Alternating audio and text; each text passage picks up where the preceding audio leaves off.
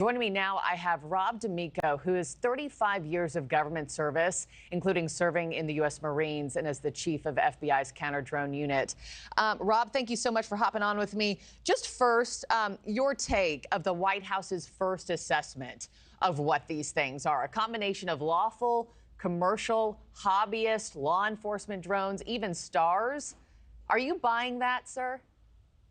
Actually, I'm buying it because when I first took over the FBI counter drone unit, I went out on the first job and I started seeing things saying, "Hey, that's a drone," and they're like, "Hey, boss, that's a plane." And then I'm like, "Oh, that's a drone," and they're like, "No, that's a low-flying satellite." And then I pointed at planets, and I'm not gaslighting anyone. When you look up the sky for the first time, trying to find drones at night, it is not easy. So it is, I think, a combination of all those. But since the media and the hysteria from the politicians come up, I think you have more people actually flying drones, either trying to add to the chaos or trying to look for drones themselves. And it's now a mix of all of those, where I think before the greater percentage was just misidentification. But flying drones in the areas they're talking about is absolutely legal. There's nothing wrong with it unless you're by an airport or Sure. a military installation. But don't you think if they, according to the White House, if some of these were law enforcement drones, don't you think you'd have law enforcement, police departments on the ground saying, "Hey, guys, those were actually our drones tonight. No worries there." Like, why isn't anybody coming forward if it's nothing nefarious? Well, I think they threw in the law enforcement drones. I think that was just recently that they were going up, and I don't think a lot of their drones are mixed in with this. I think it's a lot of people just flying them. But the problem is they don't have systems out there. The counter drone systems are around big cities, airports, military establishments. This was a lot of rural area that they didn't have coverage on. Now they're starting to bring assets and resources there to actually then have proof that there's certain drones. But again, if someone's just flying a drone, I don't believe in the 6 to 8 foot. I don't believe they're 600 pounds. That doesn't make sense from what I know. Unfortunately, when they do this, quote, classified briefing, it's going to then put more, again, all the conspiracy theorists out there, well, it's classified. I'm not sure exactly what's classified. I ran a counter drone program. Most of our systems were unclassified. So why are they trying to do this in a classified manner when that's going to, again, cause people to say, oh, it is something that Right. is suspicious. And there's so much public interest in this story. The other thing I found interesting, over the weekend, they had to close down that airspace above Wright-Patterson Air Force Base for hours because of activity. Does that signal to you that that this isn't military, if they had to close down the airspace around bases?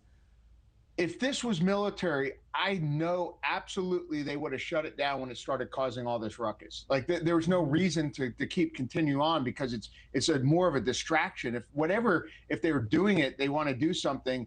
Having this notoriety and all the media there is a distraction to it. They would have shut it down. Like I have no doubt. I was involved in setting up special force operations in towns, and anytime it got reported or something and it led to that, we would shut it down, let the media folks deal with it, and then maybe try to move it somewhere else. So what worries you about this story and the unknowns here?